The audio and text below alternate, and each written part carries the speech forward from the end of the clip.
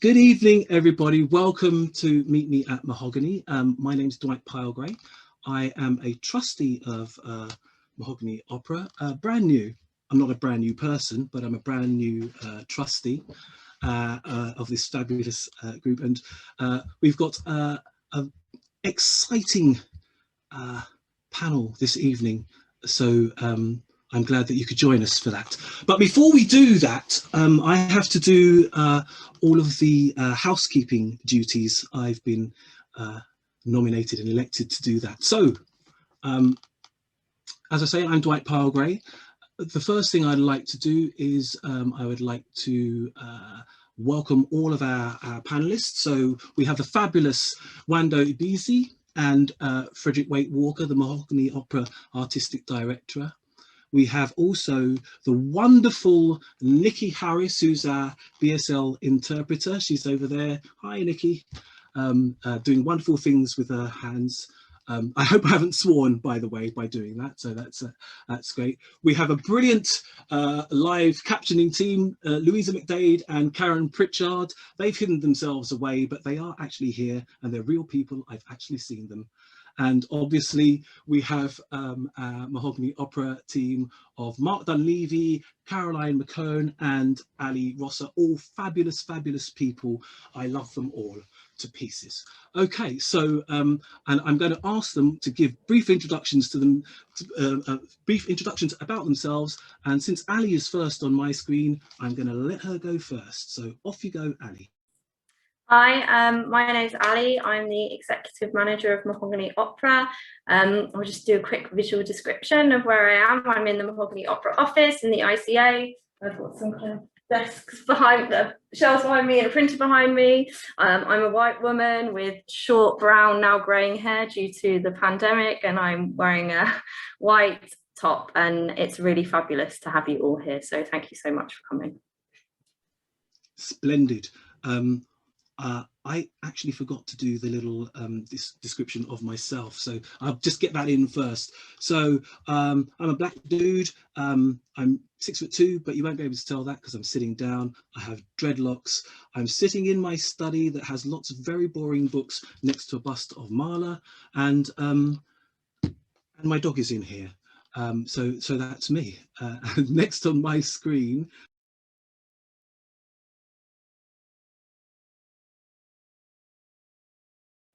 Dwight, you've gone on to mute. Gone on to mute, Dwight. I'm not on mute anymore. Did you say that I should introduce myself? Yeah, yes, please. I didn't hear that. Hi, everybody. I'm Frederic Wake-Walker. I'm the artistic director of Mahogany Opera. I'm a white man with reddish, blondish hair and a red beard. And I've got a pale blue collarless shirt on. And I'm in my study in Berlin. And also, it's just great to see you all here. So thanks for coming. Excellent. Thank you, Freddie. And next is the wonderful Caroline. Caroline, off you go. Hi, I'm Caroline Mccowen. I'm the development manager fundraising for Mahogany Opera. I'm a middle-aged white woman with red hair, and I'm sitting in my office in Glasgow. Very, very happy to be with you all. Splendid. Next, I have the wonderful Nwando Ebizie. Nwando, would you like to introduce yourself? Hello, my name is Nwando Ebizie. I have delicious brown skin. I'm wearing a fabulous yellow head wrap. I'm wearing a super cool red boiler suit because I've just come from the install that I'm doing, and I'm sitting surrounded by synthesizers and keyboards in my little studio in West Yorkshire. Excellent. That's a great description. Next on my screen is our BSL interpreter, Nikki. I've got to describe her. So she's a mixed race woman. She's got long black hair. She's very smiley, and she looks absolutely wonderful. Hi. So great. Muted myself. Next, I have to. We have obviously Louisa and Karen. They are just pictures. That's just what they are. So, but hi, there's Karen and Louisa, still a picture. Hi, Louisa. Say hello anyway. She's actually rather shy, so that's fine. Finally, we have the wonderful Mark Dunleavy. He's apparently our tech guru. So go ahead, Mark. Hello, I'm Mark. I'm a producer with Mahogany Opera. Like Nwando, I'm joining you from the lovely West Yorkshire today. I am white, very bald, short beard and glasses. I'm surrounded by my lovely Yorkshire cottage mullioned windows, which Caroline has been admiring already today, and also a Japanese-inspired wardrobe to one side as well. And as Dwight says, I'm here helping behind the scenes today, so if anyone has any tech issues or any questions, then feel free to pop me a message in the chat and I'll help you as best I can. What we're going to do is we're going to launch straight into the conversation between Freddie and Nwando. So please welcome Freddie and Nwando. Thank you very much. Take it away. Thank you, Dwight. Thanks very much. Hi, everybody. It's great to see everyone here. Yeah, I thought we have got a little bit of footage to show you, because I know that most of you probably don't know very much about this project, because it's still very much in a state of coming into being. But I thought we would just get a sense. Nwando, could you just tell us you just told us where you are, but what have you been doing for the last week or two? So for the last week or two, I've been at East Street Arts, creating a small part of the wider project which Mahogany is producing, which is called Hildegard Visions. And we've been building a little room within a room, basically a geodesic dome, which is going to be the site of an immersive multisensory installation. So yeah, I have to wear a boiler suit. I just have to. Those are the rules. And I'm sorry. I know we're just getting into this conversation, but I've just been a bit silly. I forgot in our welcome, so I really must apologise. Thanks to all of our wonderful supporters, every single one of them, especially RVW Trust and the Marcus Trust.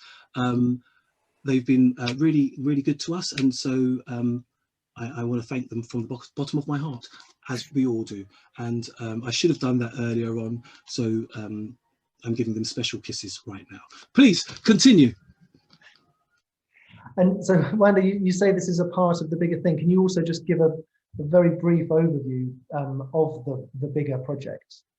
The bigger project is called Hildegard Visions. Been working on it since 2017, when we had some lovely support from Opera North to do some R&D. And it's, I mean, the inception of the project came from me working with neuroscientists and exploring neurodivergency and thinking about creativity in relation to, potentially in relation to artists throughout history who had like quite amazing minds and quite amazing visions or were visionaries. And I came to Hildegard and I started thinking about Hildegard, and I haven't stopped thinking about Hildegard ever since. And I think she means so much to so many people throughout time, and more it seems in the present day. And I wanted to create a piece that invited you into her spirit through my lens. Like it's not some kind of objective or historical piece. It's very much my version and the way I connect to Hildegard. It's the end piece will be multisensory. It will be multi-day. It will be multi-art form, and it's just my way of trying to access and give people a numinous experience. I'm interested in creating numinous experiences. I'm sure most of you know about Hildegard, but in case you don't, she was a 12th century nun living in Germany who became a nun as a very young girl, but then became really quite influential, didn't she? She founded monasteries, wrote music, had incredible visions which she wrote about as well. There's a very good book that I would recommend by Fiona Maddox called Hildegard of Bingen. And the structure of the piece, Nwando, is also somehow influenced by certain rituals that Hildegard underwent. Exactly. So Hildegard was an anchorite, which means that at the time, the youngest daughter of the wealthy family would be given to a monastery to become the anchor of the monastery, of the spiritual community.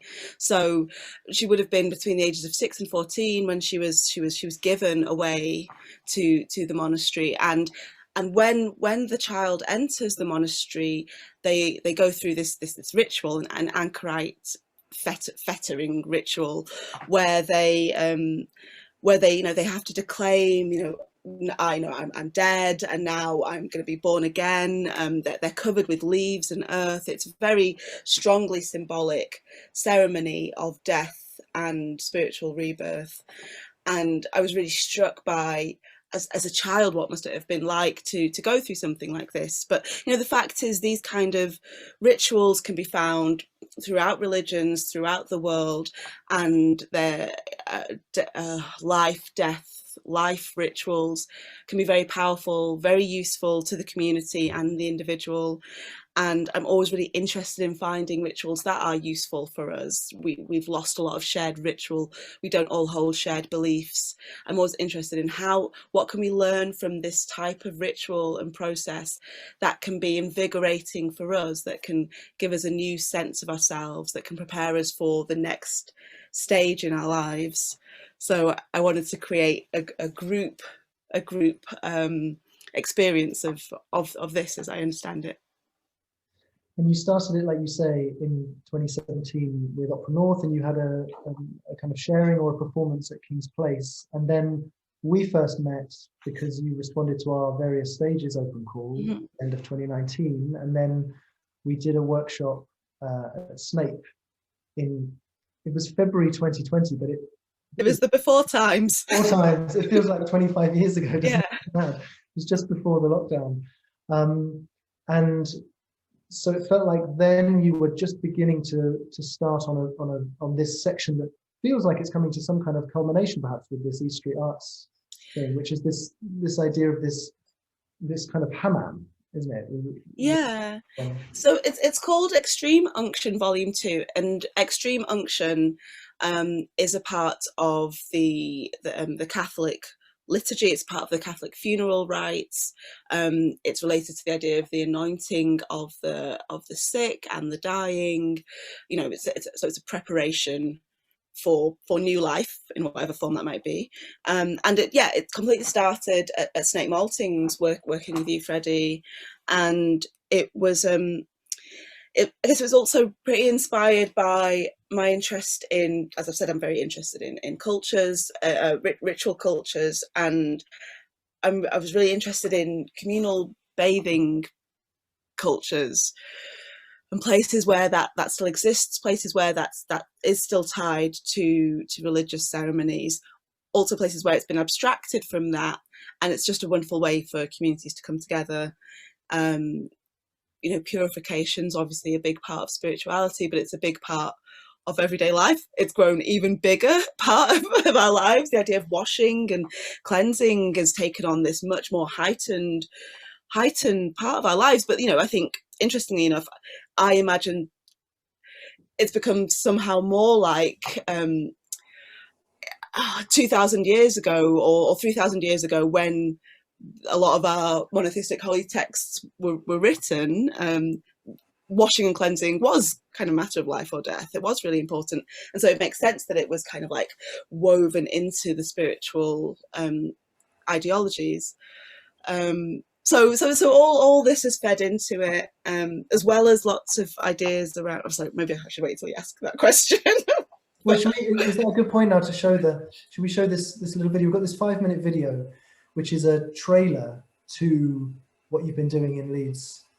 Well, yes, it's a little bit different because I've been doing a few things. So I also did a piece.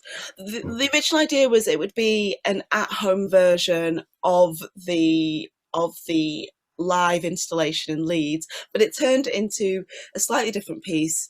But it's still part of the Hildegard never-ending story.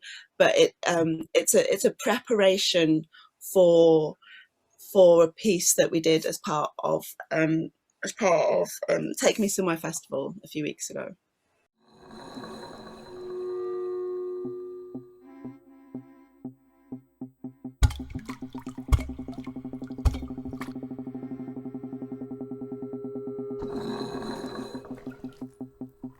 External, internal. Reframe an evening's wash. Imagination and pleasure set up. Gather some things, nice things, dear things, things to clean, clear, away, things to open, out, things to remove what's past, eye makeup remover. Gather these things, and as you gather together intentions, your intentions, seed, soap, sponge, deep desire, buried joys, top, bottom of to-do lists, the exciting bits. What is the cherry on top?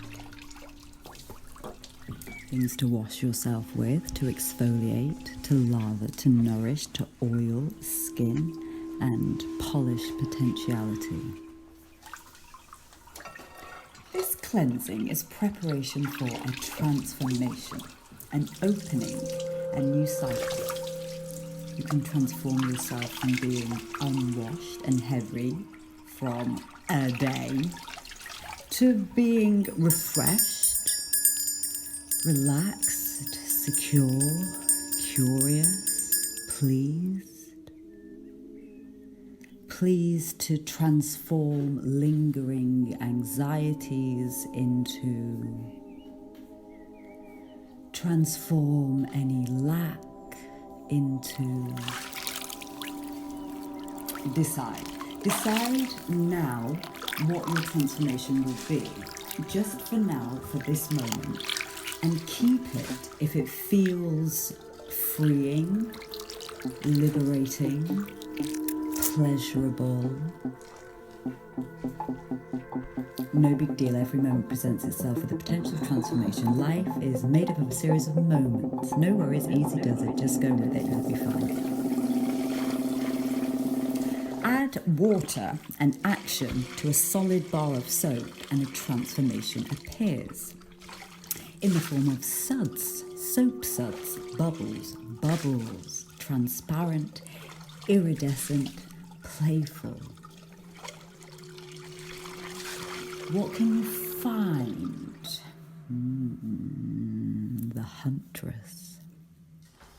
In addition to any beautification and washing products you have, add a little extra to the mix. A drop of this, a dash of that, from your kitchen. What interesting culinary ingredient is calling your attention? Have a look through your cupboards for any herbs or spices that catch your attention. Cinnamon sticks, sugar, salt, vanilla essence, coffee grinds. Apply a micro-macro lens in order to continually expand your horizons and so scopes of reality liminal possible. Decide to connect the essence of the herb or spice and your experience with it. And arrive. Okay, set up frame of mind. You are here, thank you here. And now through the blank screen of your imagination, the picture frame container, you are anywhere. And this process can be exactly what you need it to be. I simply give permission. Gather. Lay out the things, any things, greet the things, intention set for the purposes of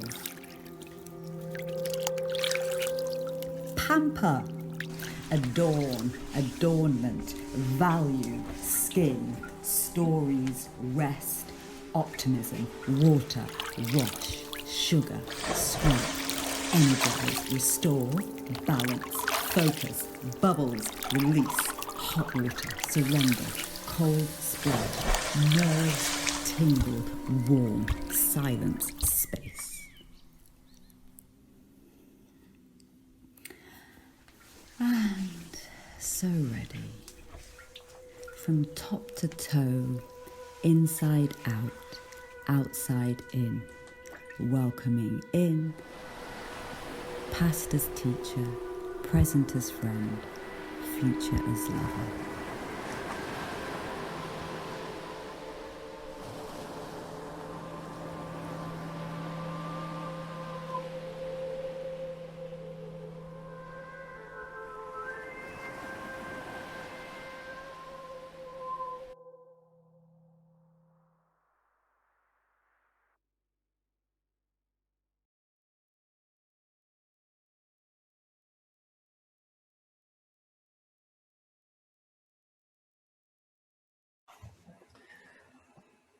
One of my abiding memories of the workshop that we did in Snape was you and the singers, amazing singers that we had, Laurie, Savan and Sol, all going into the toilets at Snape Maltings and transforming it into a hammam.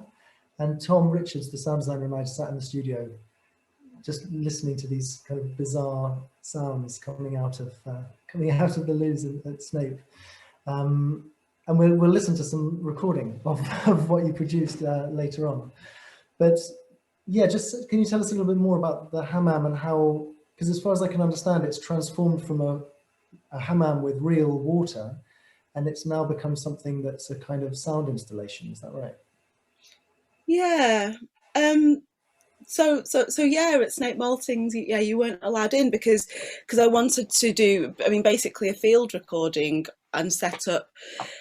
It's mixing, I guess, my practice as a sound artist, composer, with my background as, you know, as a performer and person who comes from experimental theatre. And so I kind of devised a real ritual for us where we'd go into the hammam and we did this experience for a few hours, which, you know, was really washing, but also went into something performative in some ways. And yeah, my original idea was that we'd create a real bathing experience inspired by various, I love going to a spa, you know, but in various like spas and hammams I've been to. And then COVID happened, because we were meant to do, the way that it was meant to go is we did Snape Maltings, then we were going to do a sharing at the ICA. And then COVID happened, and it was very clear that you couldn't create a wet experience. And so I started thinking about this dry experience where it's just a sound and a sonic installation. But I guess, I mean, so I spend a lot of time thinking about the senses and the way the senses work, and I've worked with neuroscientists and had lots of discussions about it, and so I have this understanding that our senses are, that you'd say, are cross-modal. They really interconnect. You can't really split them off neatly, and I'm very interested in things like ASMR, which, if you don't know, is it's a sensation that a certain proportion of people get, maybe 40% of people get, where you hear a certain sound and you feel a tingling sensation. So sound and touch can have this kind of cross-modal relationship, can kind of get melded in our brains. And so the lack of having real water, a real person massaging you, I think is also an interesting opportunity, and I've really taken that on. How do I create an environment where you can get a sense of being washed, of cleansed, of being touched, of being looked after, of being cared for, using what we have, which is the sound, which is space. So the sound is spatialized. Using the lights, using the experience, the ritual experience, what happens before and afterwards, using the resonance of the space, the acoustic of the space, the materials in the space. This is an ongoing interest for me, and so I don't feel like there's something lost there. It definitely feels like it's kind of progressed in a probably more interesting way for me. And I'm really keen to see what people think if they feel this multisensory kind of experience. And it's very connected to my interest in sensory immersion and deprivation, which are, you know, techniques which are fascinating because the way our brains work, they can either be really torturous or really highly pleasurable, potentially healing, depending on how it's used. You know, so for example, I think again we probably all are more empathetic to these things than ever. You know, if you sit in a room on your own in the dark, you'll start hallucinating eventually. You know, if you cut off lots of touch sensation, you know, we've all had touch hunger, which is a real clinical term. You know, you really start to crave these things, or you start to imagine things. So also the design of the experience, Extreme Unction, is this play with sensory deprivation and immersion, because your mind can go to interesting places when certain senses are lessened or kind of heightened. Your mind can fill in the gaps or take things away, which I just find really, really amazing. It really speaks to the amazingness of the human mind. Well, because the other thing that really sticks in my mind from the workshop that we did were the guided visualizations, as you call it, that we did, which was essentially we were asked to lie down, and Jennifer guided us with text and you guided us with sound, and I mean, you generated some incredible visions in my mind, and I know in everyone else's as well.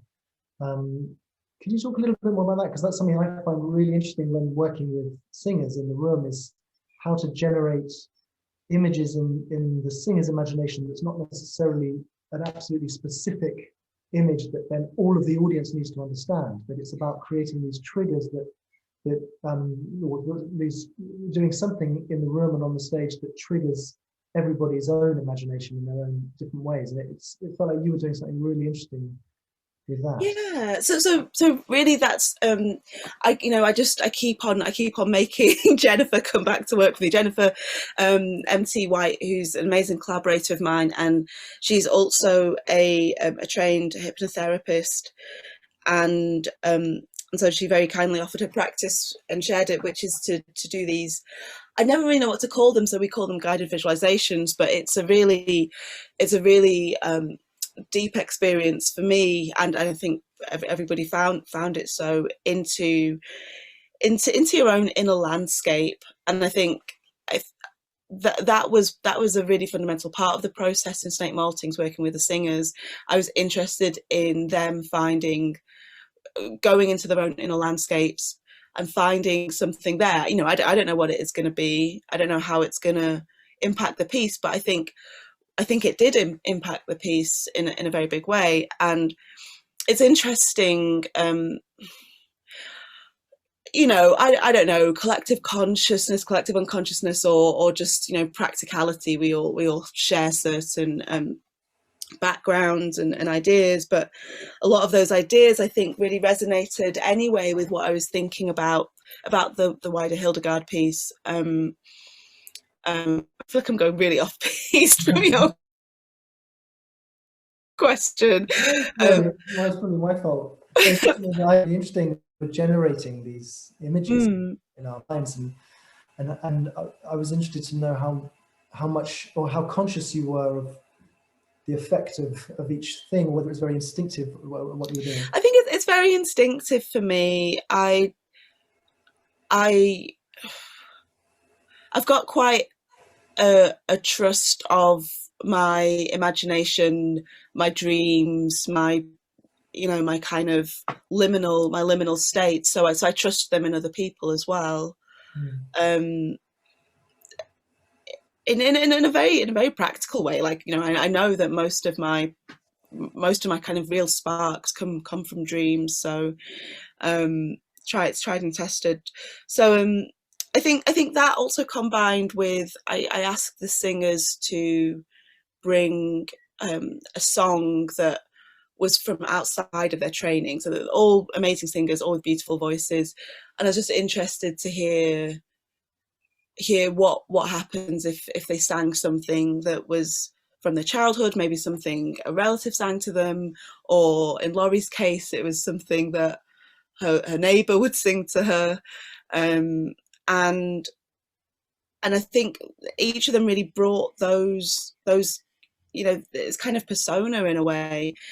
And we improvised with a particular song of Hildegard's, which Laurie brought to us and taught the group, called Favus Distillans. And I think, because I do listen quite a lot to different recordings of Hildegard's music, and I think there's something in ours that I haven't really heard in other ones, and I think it's each voice is really different. It kind of really audibly comes from different traditions, and I think that's interesting because you know, we're all just trying to find our way back to someone who lived 1,000 years ago, and sonically, I think I need there to be in our version of it an unsteady ground of what the kind of the exact way of singing is. I don't want it to just sound like, you know, like someone could listen to it and go, that was done in London in 2021 or whatever year this is. So I think hopefully that helped with a bit of the timelessness, and I think also it's creating a full life and world for the singers, I guess, is what I'm interested in. So we probably spent more time than they expected on this kind of process rather than just like singing. Sing the song, sing the Hildegard. One more. I've got one more question before we listen to some of this, some of the recording from the workshop with these amazing singers. You've mentioned neurodivergence and how you were working with scientists, and that's how you came across Hildegard. Mm-hmm. Would you like to just talk a little bit about about visual snow and how that relates to Hildegard, or how it relates to the work that you're doing? Yeah, sure. So a few years ago, I just started. I'm someone who questions things anyway. I question in my inner and outer world, and I started really comparing my perception to friends and family around me, and I realised that what I was describing, a lot of people weren't relating to. So I really weirdly, at the same time, there was a group of scientists in London at the headache group at King's University in London, had just coined this new neurological syndrome called visual snow syndrome. So it's really at its infancy in understanding, you know, the first neuroimaging studies are just being done, and I've been really fortunate to be in conversation with people who are doing these studies, and I've made another work like more specifically about visual snow syndrome, but it's a perceptual difference as far as I can see. It means that I see certain things. I describe it a bit like being in a pointillist painting. I have like tinnitus. But there's that which is, you know, it's a description of a range of symptoms. But I'd say that in other ways, I think I'm quite sensitive to sound and light and a lot of sensory information, more so than most other people, it sometimes seems. And I was just interested in how that understanding that helped me with my life and work and creativity. It gave me more access to myself somehow. Maybe it's just accepting the world that I lived in and understanding how it was different to other people's. And it just got me thinking about if that was the case for other artists, because I found such a clear route to my creativity through that understanding, I wondered about that.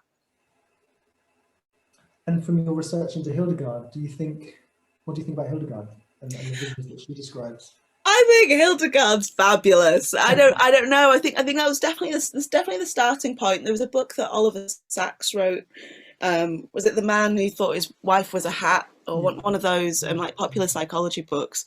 And that was really exciting for me. And he suggested in it that Hildegard had a scintillating scotoma, which would now be called ocular migraine, which is something I also experience. And he found like a really clear in one of her letters, he found like quite a clear passageway. He felt like it really related to it. Having read some of the letters and read about her, and anyway, I don't know, from 1,000 years ago, you can't diagnose anybody, and I don't think he was seriously diagnosing her. But I think I definitely find an affinity in the way that she has a very strong visual world that nobody else has. I think more interestingly for me was this idea that she talks about, because she lived a really long life, but the first half was drastically different from the second half. The first half, she was in the monastery, not really producing anything in the way that she did in the second half.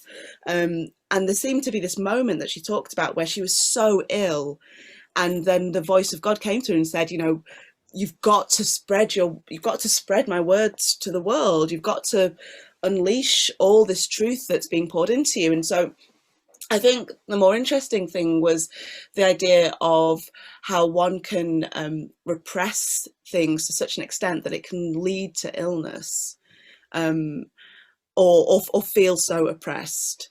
And then there was a great unburdening, a great flowering once she kind of took up the mantle and took up the sword of what God was telling her to do.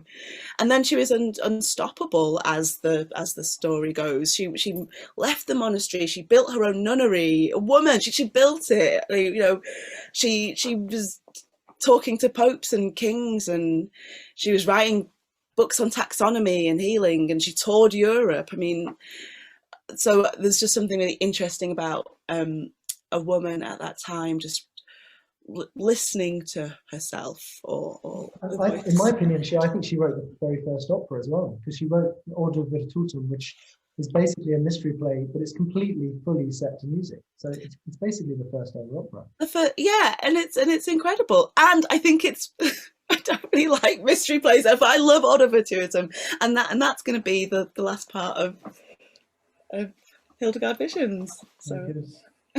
So look, we should have a break in a second. Does anyone have any questions now? Shout.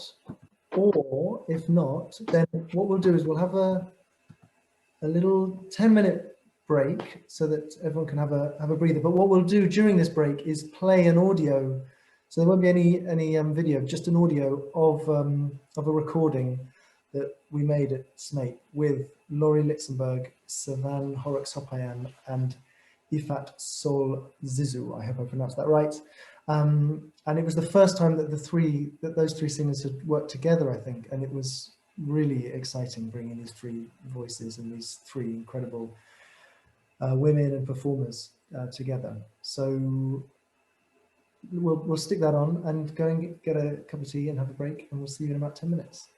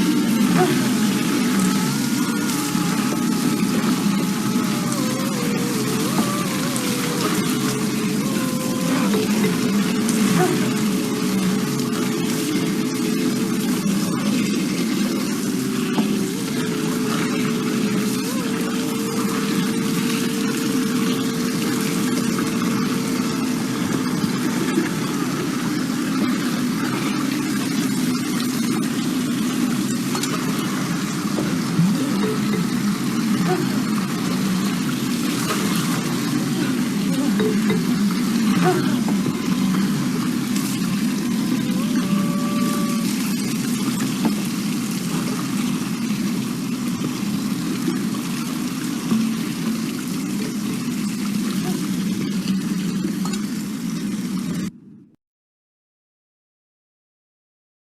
got someone else has asked a question, so I don't have to ask all the questions. Ava has just asked a question in the chat about working closely with the singers and how you go about having these really creative collaborations between musicians and non-musicians. And actually, a question that I was going to ask now also was, Nwando, if you could talk about not just the singers, musicians that you're collaborating with on this project.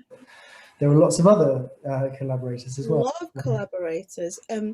Just before that, can I just give some context to what we just listened to? Yeah, so that was actually that's actually what I've been working on. So it has recordings from the time at Snake Maltings, also some recordings I've done since then. Yeah, and you can hear the mixture of field recordings of the water sounds and the singers and a little bit of some just like spoken word. But yeah, that's part of the installation that's at East Street Arts now. And so what you just heard was I just did a very rough stereo mix, which is how we listen to pretty much all music. But for the installation, that's actually a surround sound mix, so it sounds very different in the space. And yeah, it's this you know, it's an arrangement. It's an arrangement of lots of ideas. But yeah, in answer to the question, so in this, I guess I'm just really used to working with lots of different types of people because I'm interested in working with lots of different types of people. In Hildegard, we've got a lighting designer. We've got called Shelley. We've got Tom Richards who actually builds synthesizers. You know, he builds these DIY synths. We've got Bethany, who trained as an architect but is a theatre designer. We've got Steph Singer, who is a multi-sensory director and a composer and musician in her own right. Oh gosh, there's loads of some other people. Jennifer, who as I said is a performance artist and a hypnotherapist. And by the end of it, I'm sure we'll probably have a gardener involved because we want to make a garden. We've got a chef as well who has made like a gastronomic chef who's made this special taste for us that if you come to the installation, we give you this taste. A perfumer who has been working with us on thinking about smell, because it's such an important sense that not massively thought about in live performance and in art installations, but it has a big impact on how you experience the world and your connection to your own memory and imagination. I think that's that's it for now. That's enough, probably. Yeah, there's definitely enough collaborators. So yes, it's a very collaborative piece. And can you say anything more about that, just to answer Ava's question about because maybe it's hard to express it without, because I've seen you working in the room, but like, I haven't seen you working with this breadth of collaborators yet, because have they all been in the room yet? Or, no, unfortunately, which is very much to do with, normally we would all be in the room, and but COVID, things are more difficult. It's from my kind of experimental theatre background. I'm used to this idea that you come together and you have something like a devising process. So, for example, when we were working towards the piece at King's Place, we had a week together and there was a lot of experimentation. And I guess I like to ground things in the idea of ritual. So it's not only that, so for me, there's no difference between a kind of like the pre-experience and what the audience experience. Also, I like to think of everybody as being a participant or like a visitor or a kind of a guest, in the way that you're a guest at a wedding, but you don't just sit back and watch. You're participating in it in little and bigger ways. So so the creation period is just an extension backwards of that to what we're going to do forwards when we have an audience. So with that kind of way of thinking about things, I guess I bring people into my process. I think you've got to have a clear process when people are arriving with really different backgrounds and ideas of how to work. So for example, when I work, there's a neuroscientist I've worked with quite a bit called Professor Sophie Scott, who's brilliant, and so there's a piece that I made with her, which was, it was a performance installation within an installation that I'd made, and and so there had to be this performance element, and there was performance going around and touching people, and there's all these elements, but I think the concept's important, right? I mean, I don't just like make scientists do weird stuff just for my own entertainment, although it is entertaining. It's because, I mean, my idea is that the best way to access people is through the senses, is through a way of if they can feel more open, if they can feel more relaxed, if they can feel more comfortable, more cared for, interesting and useful ideas that are important for the human and for society can be better kind of permeated. So I also take that approach or try and take that approach when collaborating with people as well, that you know, that the space and the way of working should be accessible, should be creative, and should be centered around what they need. There are a couple of great questions from Rich here. One about you mentioned the backgrounds of the singers and the traditions. Can you tell us more about the three backgrounds? Yes, and I kind of want to also look at just make sure I get it right. So Soul is Jewish, and she sang a song called Cigarettes in Hebrew. I'm sure she wouldn't mind. I'll just actually read what she wrote. She said it's considered a Holocaust song, but from her research, it was originally a song in Yiddish called Papriasen, and possibly a Russian folk tune. Savan, there was a piece from the 11th century called The Bird, and it was composed by an Armenian monk, poet, theologian, and Laurie, it was she said it was pre-Islamic, from where Turkey is now, called Aksam Oldu, but Laurie's got a mixed European background, very very mixed, and how we structured the improvisation.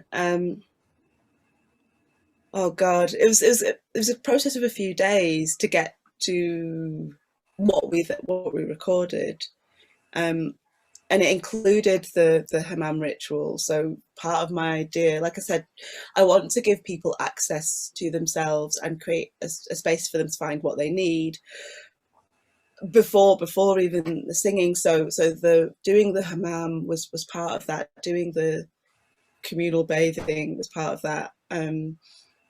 Doing the guided visualization was part of that, because the inner worlds people talked about, like I really remember someone talking about a cave, this beautiful cave they were in. That I think that all went into it. So the process of getting to the point of recording and singing, and then me taking the voices and reworking them, I think it was that process of snake maltings, which was like 4 or 5 days, but then the kind of continuing process that we've been on since then. It was quite layered as well, wasn't it? And it was, I find it really interesting to observe how when you set up a certain load of parameters for the singers, then a very particular sound or a very particular dynamic emerge, and then you do something else and it was completely different, and then the third time would be a kind of combination of those two, and so it was every time you did something, you would always sort of weave it into something bigger somehow. Yeah, God, yeah, and there was lots of improvisations of taking what they'd done in the hammam and then them going on their own journeys of their own imagined what happened in the visualization and go into that. But then we also set up another scenario where imagine you're in this great big space and you're doing, and they were given set actions, bathing actions, and then there's bits of that I can hear in the recordings of, I mean, particularly with the souls really finding those beautiful high parts, which I don't think are very Hildegard probably, but it just that's what I mean, like they become so characterful, the voices, as they find their way through it. But yeah, you're right, it was very layered. I can't really remember all of it, but hopefully it's written down. Well, that's Rich's next question. Is the opera notated and scored for singers at this point? I think you just answered it. Yeah. No, it's not. And will it be? In some way, probably. So another part, the ending, which is based on the Ordo Virtutum, I did score that a little bit, but the score was stick drawings and like vowel sounds. I don't know how useful it was for the singers in the end, but that was how I got my ideas down. I think, yeah, notation's like a constant kind of like question for me of like how to express what's in my head. Ongoing question. And in terms of ongoing, so you've got the E Street Arts installation, which is opening this week, isn't it? On the 17th, is it? Yep, on the 17th. And it runs for 2 weeks? Yeah, I think about 10 days. 10 days. So if you're in or around Leeds, then can people still go? People can still go, but we do recommend you book. We're keeping it super COVID safe, so it's for 6 people at a time, and there's like 5 sessions a day. So, but it's free though, but we're asking people to book in advance so we can keep everything safe. And then we've taken the next step, Mahogany and you, in terms of thinking about the kind of the big final, whatever it's going to be. And as Dwight said at the beginning, we've already had some fantastic support from RVW Trust and Market Trust and what have you. And so, can you say something about where are we going now? Where are we going? Let's do a vision for Hildegard Vision. So the idea is that it will be a 2-day experience, a retreat to move forwards, a real deep dive into the spirit of Hildegard, broken up into 3 sections, but yeah, as we talked about earlier, very inspired by that anchorite ritual, which was, you know, in some ways the birth of Hildegard when she was a young girl, and drawing from that kind of life ritual as a way of giving people, yeah, access to themselves, space to find something new. I was speaking recently to somebody who's a funeral director and a psychologist, and she said it's very interesting that in death, lots of spaces open up, and there's the potential to find new things in that grief process. And I think that really struck me. I think we're all closer to that than usual, and I think this piece is going to be that's really gone into this piece, this idea of creating a space for that, like going down to come back up. But there'll be 3 sections of the piece.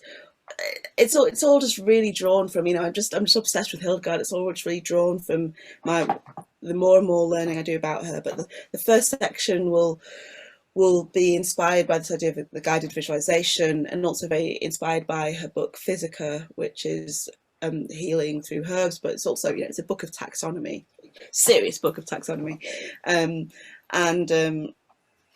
The second section will be this Extreme Unction section. Maybe we'll bring back the wet experience as well as having the dry experience. And the last section is this explosion of the Ordo Virtutum, which I find, which really was, when I read that, it was the first time I started to feel like I really understood Hildegard, my understanding of Hildegard. It's ecstatic. It's you know, she's such a sensuous writer. Also quite often really apocalyptic when you read her letters, but really sensuous. And I want to create that end experience at the end of the piece, which is, you know, something like a gig. I come from a gig background, like a kind of a pop music background as well, like doing gigs. Something like going to a church. Also come from a Christian background. Something like and then in this, all housed in this mystery play, which is about the virtues. And it's you know, if you know the Bible, you know Song of Songs. I always get really Song of Songs from Ordo Virtutum. These shining, gleaming souls. The soul's journey towards salvation is very beautiful, and so that's yeah, a shining, gleaming ending to send you back off into the world. And the space is going to be quite important, isn't it? I mean, I know you're sort of building these modular things like the hammam and what have you, but the whole space. Can you just talk about the idea of? Well, what we're hoping for is the kind of space where you can come and you feel like you're having a holiday. So, you know, we've been talking about places that have got, you know, with stately homes and they've got gardens and that you can, you know, have a journey through the experience yourself. So somehow find your own journey as well. Does anyone have any more specific questions about the piece that we've been talking about? Because I've got a couple of questions, more sort of general questions, but does anyone want to ask anything? There's been we've been developing a bit of a tradition with our Me Mahogany's to publish a kind of reading list at the end of it. And we've mentioned a couple of them. I know, Nwando, when we were in Snape, the room was filled with some beautiful looking books, which I had a little look at. But we'll put together a little blog at the end of this and post it on the Mahogany website, which will have some further reading around Hildegard and other influences. In terms of other influences, apart from Hildegard, who else influences you, not just on this project, but just what are your inspirations as an artist? I'd be interested to know who kind of, I know that's a sort of... No, it's a great one. No, there's so many. And I feel like, I don't know, I feel like my work at the moment is just constantly responding to these teachers. So actually one of the other inspirations, some of the other inspirations for this piece were a book by Toni Morrison called Beloved. It's a beautiful book, really, really highly recommend it. And there's a section of it which is about, it's really a community coming together in the face of intolerable cruelty from the outside and forming their own spiritual way of connecting to the divine in themselves. It's about loving the self, and there was something about that really mirrored some of the ideas in Ordo Virtutum for me. One of the original musical inspirations I had before I found my way into Hildegard's music was Rzewski's Coming Together. The way that piece just, again, it's an intolerable cruelty of a situation. I can explain a bit about that. It was, I'll just go off on a massive tangent, but it's a brilliant piece, and it contains a letter written during the Attica uprisings, and musically it's just this, it's just got this building feeling in it.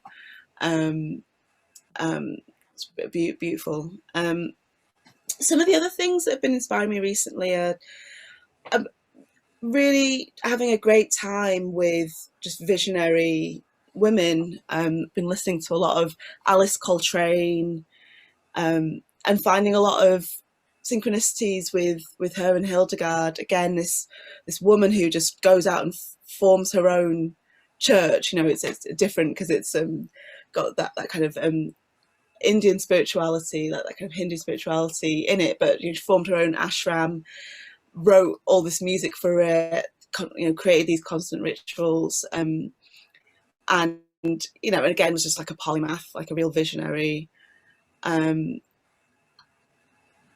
It's that kind of self-actualizing that I find fascinating.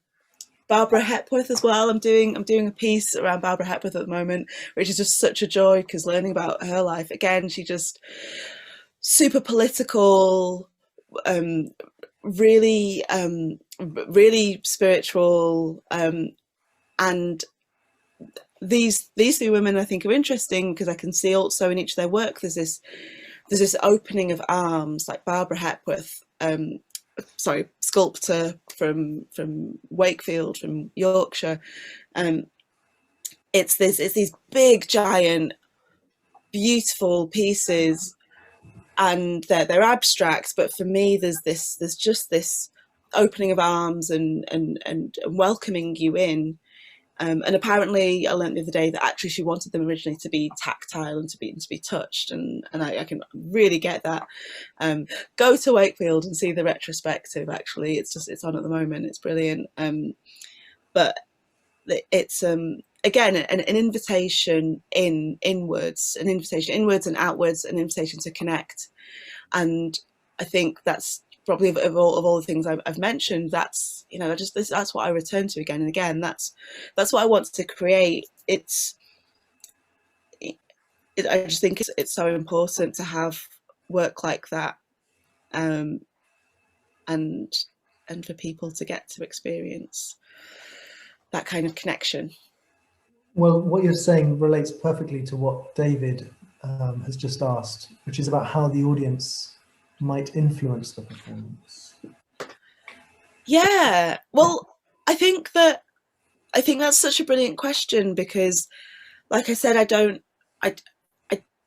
quite think of audiences, and I don't quite think of making performances. I really do think about ritual, and the example of a wedding's a really good one, because, you know, if all the guests sit at a wedding and are silent when in the movie moment the priest asks if does anybody have just reason to that this should not go ahead, if someone shouts out, you know, they're gonna have a massive impact, and if nobody shouts out then a different thing will happen. So I think in Hildegard Visions and in Extreme Unction Volume 2, so I've made the piece a relaxed piece, which if you know about accessibility kind of language, it means that, you know, you don't have to sit down and be quiet, and, you know, you can feel free to do what you want, but within that freedom, you know, with freedom there comes you know, self-imposed kind of like controls and restrictions, and people will have an effect on the piece. I mean, particularly in the end piece, the end Hildegard Visions that we finally create, I think that the energy that a particular audience brings will have a massive impact on the piece. I think also, as I've been developing it over the years, I've taken on the responses of people who've come and experienced different parts of it, and that's fed into the work in ways that I don't know if it's super easy to elucidate, but I think it all feeds in because it's my interest to make it for people and for, you know, for their experiences, so it inevitably ends up weaving into the piece. It seems also with something like the guided visualizations that the piece is only happening in the audience to an extent. That there's nothing else other than what's happening in the body of the exactly. And so I mean, particularly when we did the online version of it, so we made a version where people get the recording and they sit and listen at home, and then they joined us afterwards in and called it the cinematic holding boudoir. But yeah, I mean, hearing what some people went through during that was fascinating, and yeah, and definitely had an impact. You've probably already thought about this, but I'm only just a bit slower on the uptake. But within the piece, is there going to be an opportunity for discussion, for feedback, for sharing of everyone's experiences? Because I can imagine that we're all going to have such unique and personal experiences that there might be a space somehow. Out of the piece. No, I think that's really important. I think so, because there'll be 3 different stages. I think after each stage there'll be space for that, but also just during, you know, because there's lots of ways to share reflections, and some of the ideas that I've had over the years have been about creating spaces for people to do drawing, writing, painting, cooking, making, which are all different ways where you can kind of share that. But yeah, I think that's essential, and I think that's part of the kind of ethical approach that I take to it. That if I'm saying that I want to invite people to go on an inner journey, there's got to be an element of holding that as well. David, do you want to add anything to your question? Is that you need to unmute yourself? No, I just wondered about in something that's so intimate and immersive for the audience, in inverted commas, I suppose we might be participants, whether the direction that the event will take can become influenced by who is participating in it. Yeah, I think it can, but I think possibly not in such a different way than if you did any gig. You know, if you have or any theatre piece, if you have an audience, if it's meant to be funny and you have an audience that doesn't laugh, you know, that has an impact. If you have an audience that cries, that gives the actors something else. I think that we think a lot about what the experience should be, and so there's kind of parameters. It's not completely free. It's not inviting people to a therapy session, and it's not inviting people to a festival. It's something. It is experimental, but it's thought about and held carefully, so that I mean, it's quite interesting with the guided visualization. When we did it for a festival recently. We did it online. We were really careful about the language and the invitation to people, that just to make sure that because things that I do can seem to fall into going into self-help or going into the therapeutic settings. So I try and be like really clear that it's neither of those things. It is a piece of art, even if I'm talking about ritual and going inwards. It's a line to walk, but it's important because I do want to hold everybody, but I'm not there to I don't know. But I mean, saying all that, I have done pieces and things have gotten quite wild, but I think we've thought about it enough to ensure that it can kind of like keep within the boundaries of what we need it to be, and what really an audience would need it to be. Okay, I'm going to try one more, Freddie, if I may. So I didn't know what ASMR was, but I've looked it up, and I've had the hairs go up on the back of my neck in my life. So I don't know if that means I'm one of the 40%, but to think of a performance, an event where one of the creators is actually trying to induce these physical responses in me, not more than an emotional one. I mean, I go to Shakespeare, you go to Wagner, you go to, in my case, the Grateful Dead when I was a teenager, and you know, the music hits you, the words hit you, whatever. But you're doing something a little bit more than that, or a lot more than that, which is exciting, it's challenging, but maybe it takes your average audience out of their comfort zone. But you need to do that in art, don't you? So it's that balance between challenging us and the conceptions, the preconceptions we bring in a non-threatening way, but one that is liberating as well. Is that a question? Yeah, I think it's a beautiful question, and I think because I guess what I'm interested in also is normalizing those experiences. Like you just said, you experienced that. You know, there's also something called a frisson, which is sometimes what people talk about when they listen to music and they get that kind of like chills. These are our sensory responses are fundamental to being human, and I guess what I'm interested in is accessing that information readily available. You can read studies on PubMed or Google Scholar, and then and you can incorporate it. And I think it's also kind of taking a bit, because the thing is these psychological warfare is being visited on us by corporations and political kind of extremities. I think that they know that to influence people to do certain actions, you appeal to certain emotional ideas, and you mix that with a little bit of pseudoscience, and you mix that with a little bit of something else. It's they're doing it in a really like messed up way, and I'd like to do it in a more kind of ethical way. But I think like as you just kind of alluded to, there's artists throughout history who've done it without probably using this language and thinking about it in that way.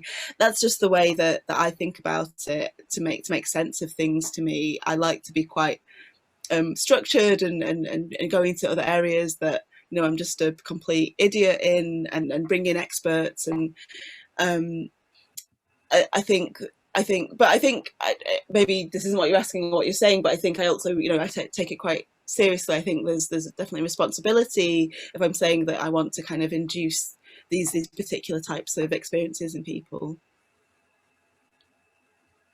Thank you, David. Great questions, thanks. Last chance, anyone else?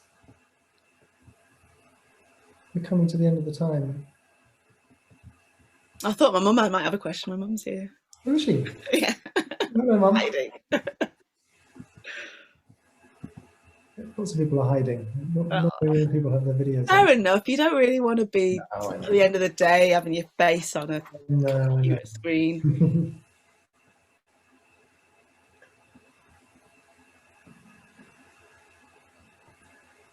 Great. Twice. So, this is your last chance to ask any questions. I did say at the beginning, this is a fully interactive event. Your silence is staggering. So, so thank you so much.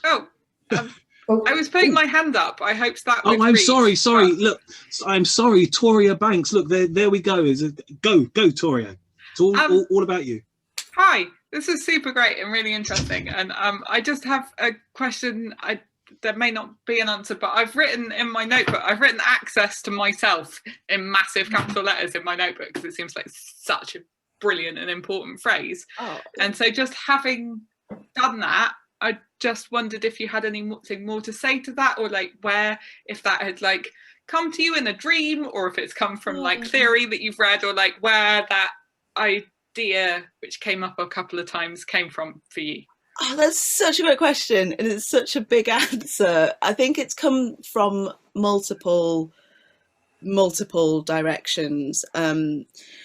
think I'm definitely interested in spiritual traditions and psychological theory where there's an idea of I mean, you might call it possession, or you might call it like playing with archetypes, and I think that's one of the routes it kind of came through. I mean, also just, so I'm really interested in the social model of disability, which refers to the idea that rather than the medical model of disability where there's something wrong with the person, the social model of disability says that people are disabled by society. So you change something in the world, in the physical space, and the person is no longer disabled because now can access something. So I'm really interested in the idea that of working on the self and kind of accepting the things that are maybe different in the self, and then maybe asking for help around them, or giving yourself a break around them, and that kind of allowing access to yourself. Or these things can be very, very opening. And I think it particularly came up in a piece I made called Distorted Constellations, where we invited people into a sensory room where they could talk with somebody about their experience of the exhibition, and we really felt that was the idea of giving access to themselves, being kind of led and cared for in a way that on a normal average day we're not. But that's such a great question. But I'd be happy to talk about that more, but I feel like time's maybe running out. So maybe we could have a chat about that, not like with everybody at some point. But yeah, that's super interesting because obviously I'm really familiar with the social model of disability, but I've never drawn an arrow that says social model and another one that says possession into the same like box before, and that's really exciting. So cool. Well, you know what they say, Toria, every day is a school day. Well, actually, only I say that. So, but there you go. So I say that too. You're not there. Yeah. So great. Thank you so much, Freddie and Nwando. That was really interesting and inspiring. I love what you're doing. So if you haven't got all of Nwando's details, I'm sure that one of my wonderful colleagues at Mahogany will put something up on the website that points to all her social media profiles, websites. There was a link in the chat for her exhibition the 17th to the 25th of June. So I'm sure that we can put that up again. We are at 1934 or 7:34 for civilians. So that means that we should have finished for this evening. So all I'm going to do is say thank you very much, everybody, for coming this evening. Thank you to our wonderful panelists, Freddie and Nwando, excellent BSL interpreter, Caroline, Ali, Mark, our technical guru, our captioners, and all of you lovely people who took the time out to come and visit us for this conversation. And I hope to see all of you in the very near future. So thank you very much and have a great evening, barbecue weather. So see you all soon. Cheers. Bye-bye. Thank you. Bye. Thank you.